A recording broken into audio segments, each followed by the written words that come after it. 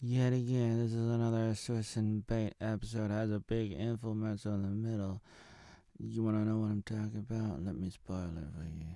It begins where we left off with the redhead saving Mando. There's Baby Yoda. Ooh, Baby Yoda. Girl's like, did you see any monsters? And he's like, no. And it might be because he doesn't remember. But she had to save him again from a big giant monster just like earlier. So she saved him a bunch of times, so many times. So good. There's Baby Yoda in his Jedi clothes, bunch of robes, like a baby Jesus.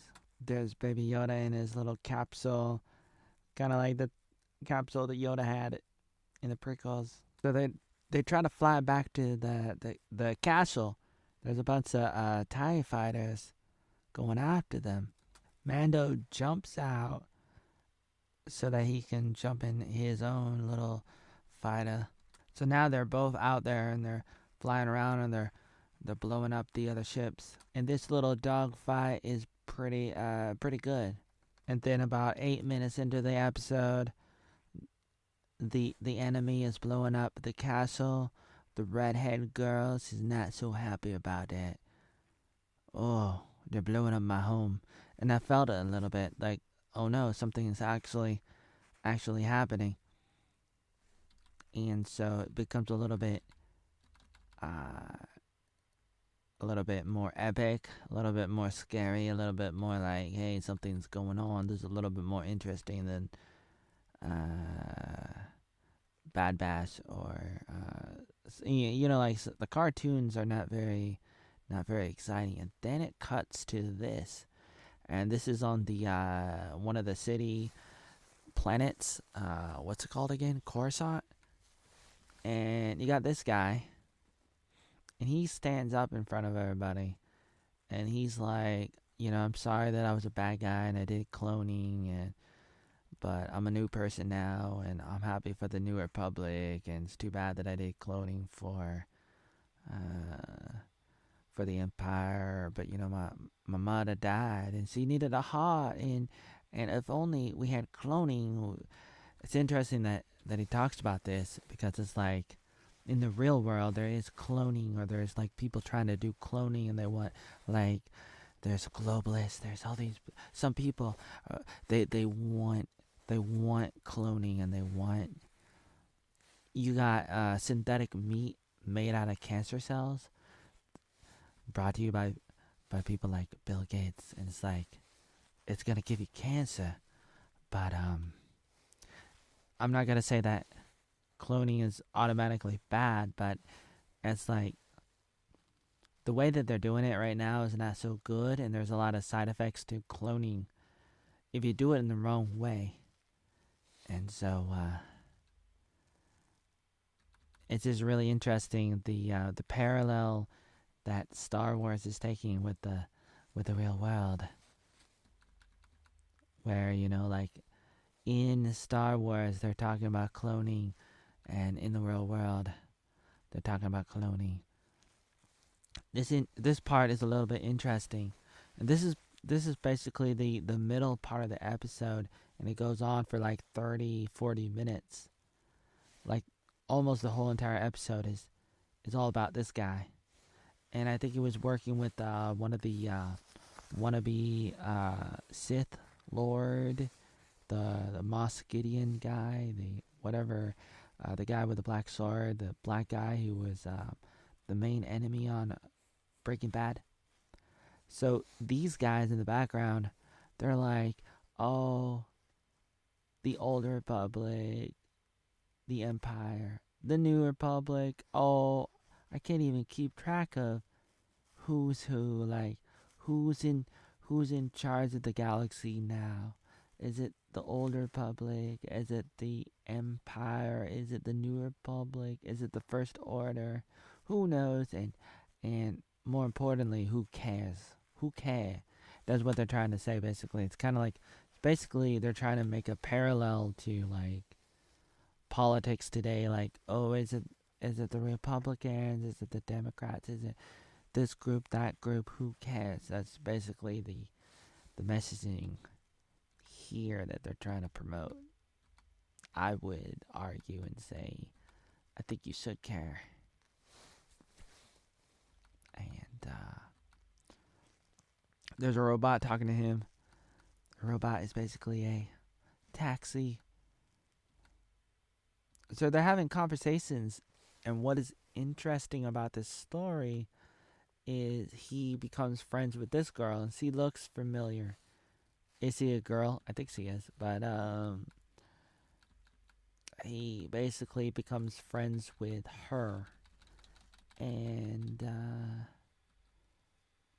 he's listening to like a podcast or something about the Coruscant planet and how it's like only one of a few cities that is covered entirely by buildings, and then they have a special word for that I found really intriguing, and it's not metropolis.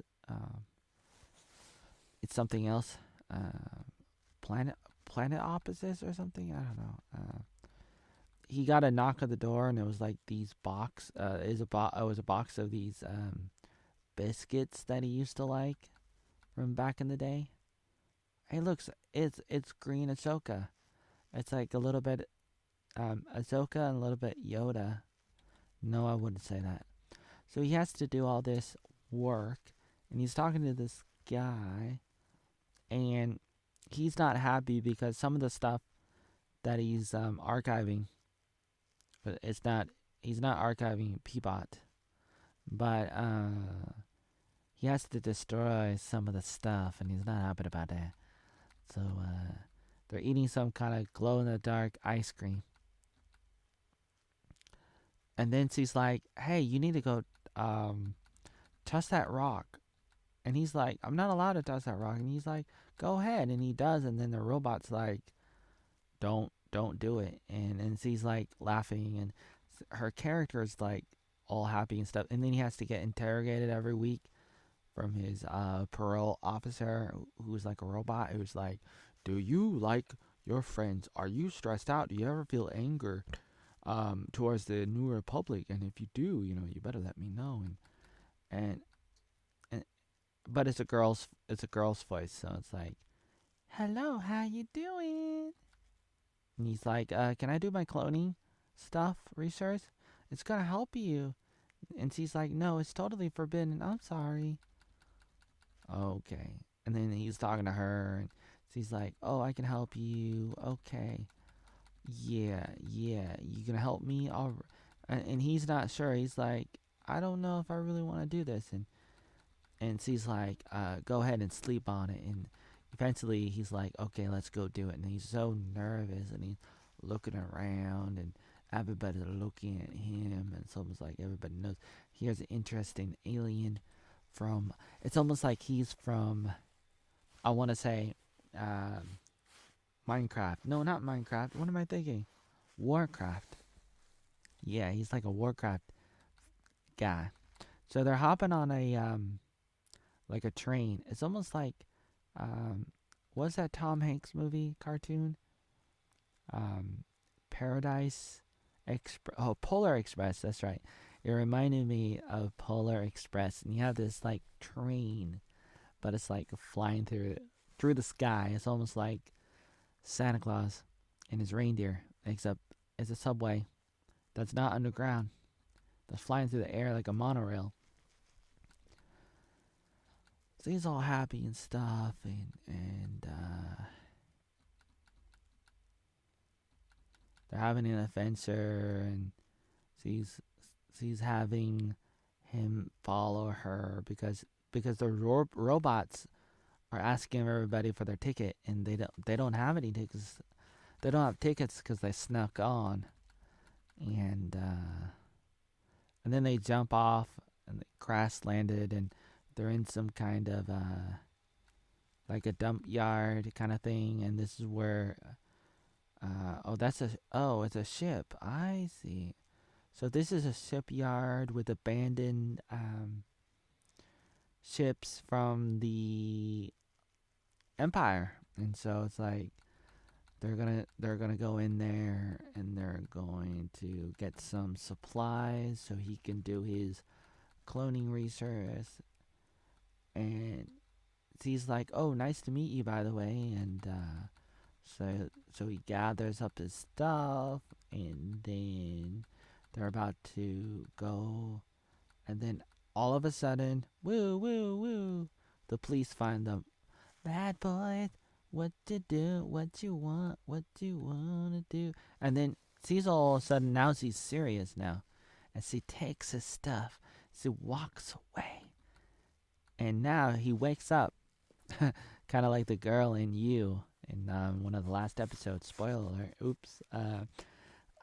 In the first season, I mean, of You, it's like you wake up and you're captured. Now he's supposed to be like the bad guy, but it's almost like now these guys are the bad guys, but this guy, he's like a fish alien. You know that fish alien from Return of the Jedi. He's like, it's a trap. But this guy's like, we're not the Empire, so we're not gonna like erase your memory. We're just gonna help you get over the brainwashing that the Empire did to you. Okay, don't worry. And this girl's like, he's my friend. Can I stay here? And he's like, okay.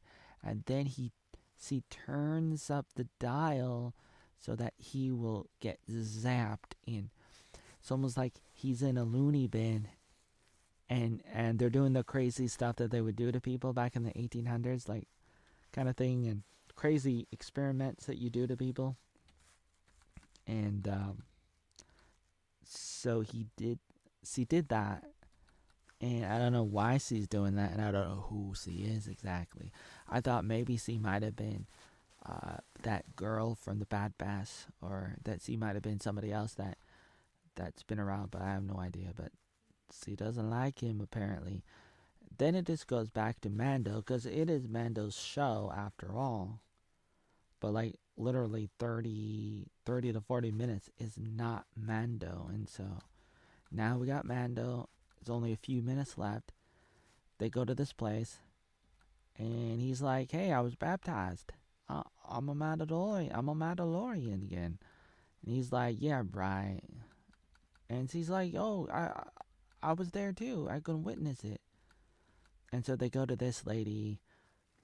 She's like the master now, apparently.